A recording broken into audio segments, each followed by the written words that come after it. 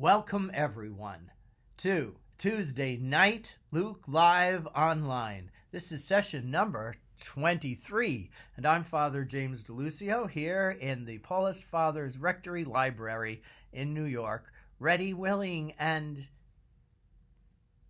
happy to share with you aspects of Luke's Gospel with a little commentary for us to chew on it a little more. Today is Chapter 6, verses 17 to 26, the most beautiful of the teaching segments of Jesus, the most comprehensive, the most deep, the most clarifying. We'll take it in 3 or 4 different segments so we don't get too carried away or have too much thrust upon us, so we can leave affirmed and not scratching our heads. So here we go. Luke 6, chapter 6, verses 17 to 26. Jesus came down with them from the mountain, and he stood on a stretch of level ground. A large crowd of his disciples and a great number of people from all Judea and Jerusalem and the coastal regions of Tyre and Sidon came to listen to him and to be healed of their diseases. Even those tormented with unclean spirits were cured. And everyone sought to touch him, because power came forth from him and cured them all. And looking around at his disciples, he said to them, "Blessed are you who are poor, for the kingdom of God is yours. Blessed are you who are now hungry, for you will be satisfied. Blessed are you who are now grieving, for you will laugh. And blessed are you when people hate you, when they exclude and insult you, and denounce your name as evil on account of the Son of Man. Rejoice and leap for joy on that day, for your reward in heaven will be great. Behold, they treated the prophets, your ancestors treated the prophets in just the same way. But woe to you who are rich, for you have received your consolation. Woe to you who are filled now, for you will be hungry. Woe to you who are laughing now, for you will grieve and weep. And woe to you when all speak well of you." Their ancestors treated the false prophets in just the same way. Well, what are we to make of that?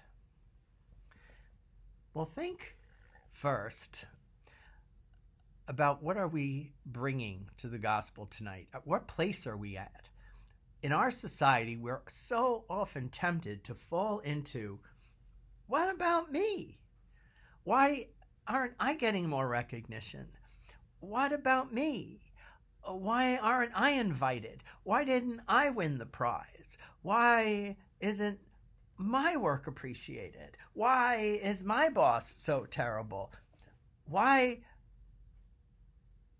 is there so much death and dying?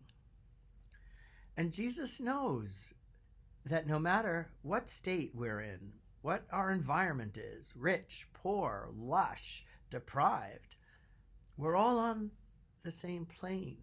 He's calling us to our common humanity. This beautiful sermon is on a plane where everyone's standing shoulder to shoulder, eye to eye, whether you're rich or poor, whether you're Jew or Greek. The coastal towns of Tyre and Sidon are all Gentile territory. Judea and Jerusalem, of course, representative of the Jewish community. So everybody's here, the sick, the healthy, and everybody in between. So Jesus is calling us to come down to earth just the way he did, just the way God comes down to earth. So we all stand in this together. And I think the best way to enter into the Beatitudes and Woes is to see it as a description of sometime in our life we will have been all of these. Now, it is very challenging, and there are other ways to emphasize it. But I think to enter in, to have conversation, we can start with that premise. Sometime in our life we'll have been all of these.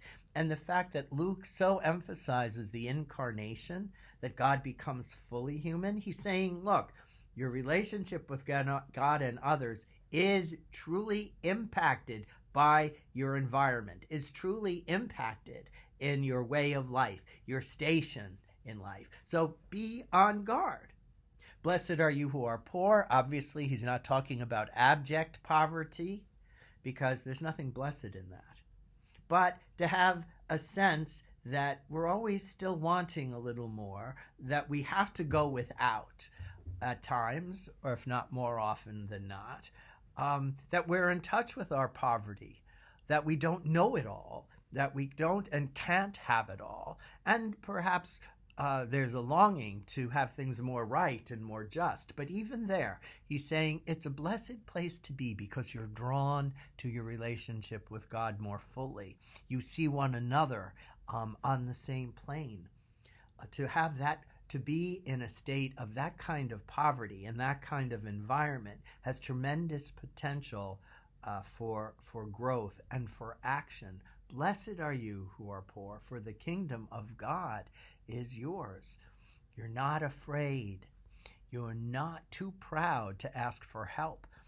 Remember, Jesus calls us to communion. That means we are all in this together. How often did we hear that all year? But it seems if we're in some element of poverty, again, whether it's income or whether it's status or social standing or anything of that sort, it's something that we need not take for granted and need not curse, although we might feel like cursing. That's why Jesus is saying, wait, it's a blessing.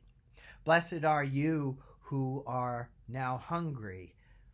Well, again, from the rich to the poor, everybody experiences hunger at some level. To the top executives who work from one meeting to the next, can't leave the building, they end up going home starving, their stomachs growling, they haven't eaten, they're workaholic. To those who literally are hungry, their deprivation in terms of their income, their health, their unemployment, their sickness without any recourse for support, family members either are far away or may have abandoned them for other reasons, but all the same, they're hungry. And Jesus is saying, focus on your common humanity, that everyone's hungry. Again, same thing. Don't be afraid to ask for help. Someone who's in tune with who I am and that they're my follower will be there to help you. And you can throw away your pride and rather claim your human dignity as a common citizen of the world. But there's also hunger for what is good, hunger for what is right, hunger for mercy, hunger for compassion, hunger for truth. Everyone needs to be in touch with these hungers, for it's only there that the blessings of action and solidarity in addressing problems comes to the fore. Blessed are you who are grieving. Every tear is a prayer. Again, it's an opportunity to be in touch with our common humanity. No one can live without loss, whether it's literal loss and grieving the death of a loved one, or grieving the cruelty of the world or disappointments, ours or others, grieving the wrong choices that people or society make. He said it's a blessing. It's a blessing because, again, you're down to earth. You recognize your common humanity. And the implication, too, is that if we need to cry, blessed are we because there's an inference that I have quality relationships, people I can turn to. If I can't turn to them, of course, I turn to God, who consoles those with the tears. But most of us are blessed with at least one person we can cry with. And that's one of the greatest blessings in the world, because it it reveals that we have a relationship of trust.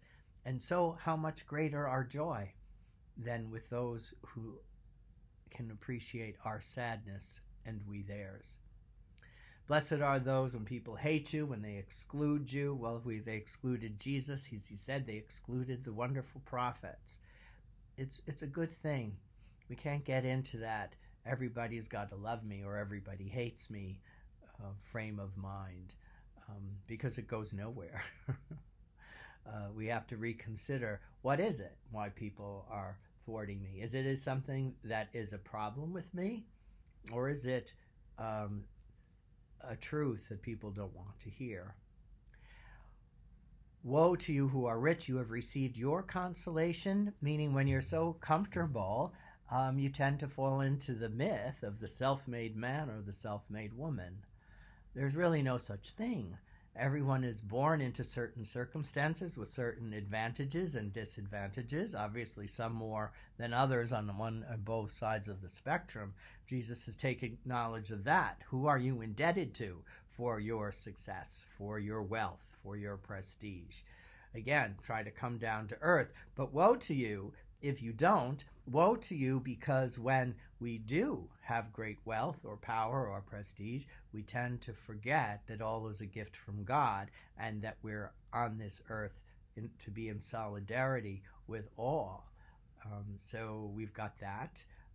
Again, you can be very wealthy and yet very mindful of the poor because you're down to earth and you're more in touch with your common humanity. But the environment of wealth and luxury can tend to put all that off, forestall it, procrastinate about it, or forget it entirely.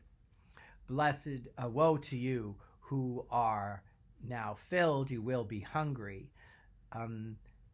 There's a sense that contentment never lasts anyway. We always get restless.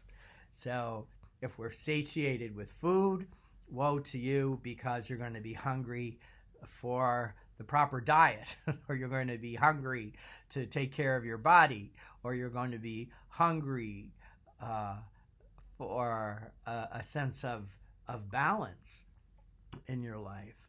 And then, of course, also, if you're so filled and content, you're not apt to be hungry for justice or for truth. It's their problem. Let they go take care of it. Let those people get involved. And that's filled with woe.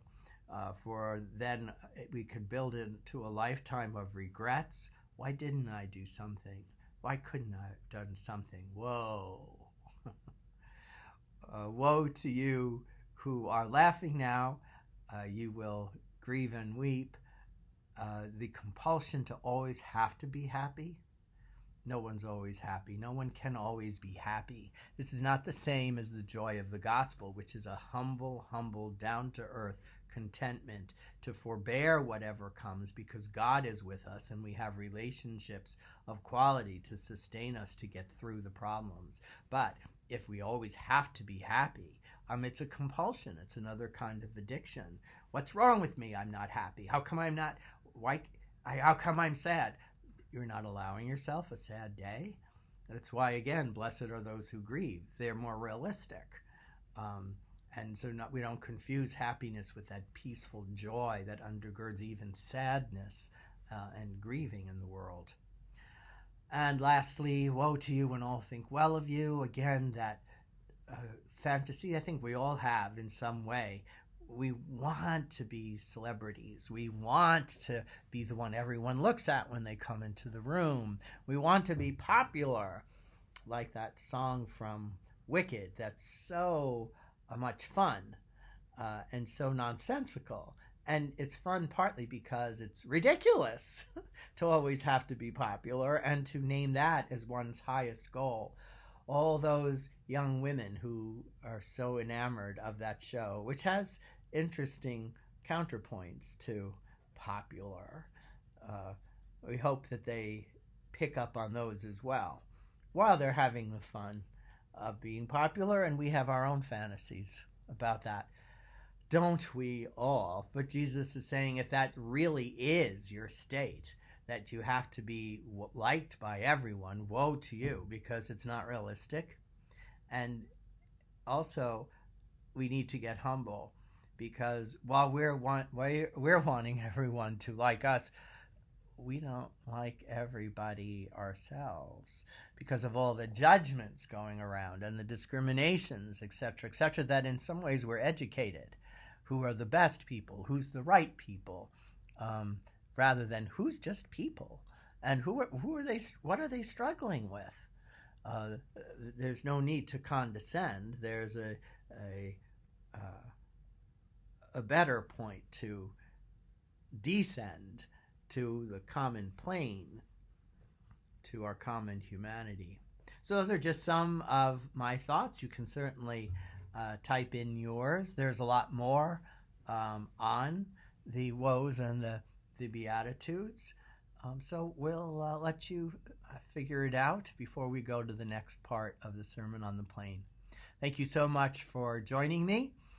Again, any thoughts or questions, please put them in the comments. Love to have them. Have a great night, a wonderful week. Join me again for Young at Heart on Friday nights on Facebook and YouTube. And if you want any previous sessions, go to YouTube, James DeLucio, look for the playlists, Luke Live and Young at Heart, and enjoy them. God bless. Have a good night. Great week. Bye.